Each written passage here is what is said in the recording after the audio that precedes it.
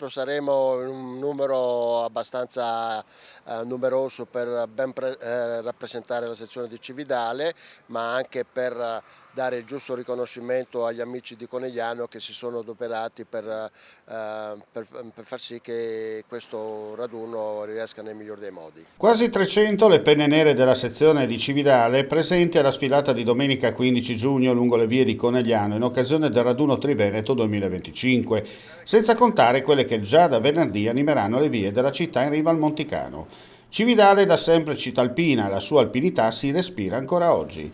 Le caserme Francescato e Zucchi, ieri presidio militare, oggi in fase di riconversione. Le due stazioni ferroviarie, teatro negli anni della presenza di tanti alpini ubicati a Cividale per il servizio di Naia.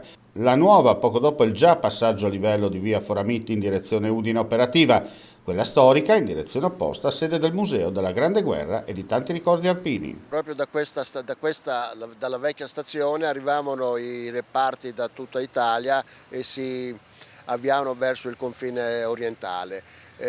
Ricordo che il primo caduto della Prima Guerra Mondiale è l'alpino Riccardo Giusto della 16ª compagnia del battaglione Cividale, che fu colpito a morte sul Kolovrat. Tra l'altro mi permetta, sabato avrete proprio un'importante cerimonia che ricorda quei tragici eventi del 1915-1918 sul Monte Nero, no? Esatto, noi sabato saremo sul Monte Nero per commemorare tutti coloro che sono caduti in quella battaglia, sia gli italiani che gli austro-ungarici, ma anche per ricordare e far sì che questo non avvenga più.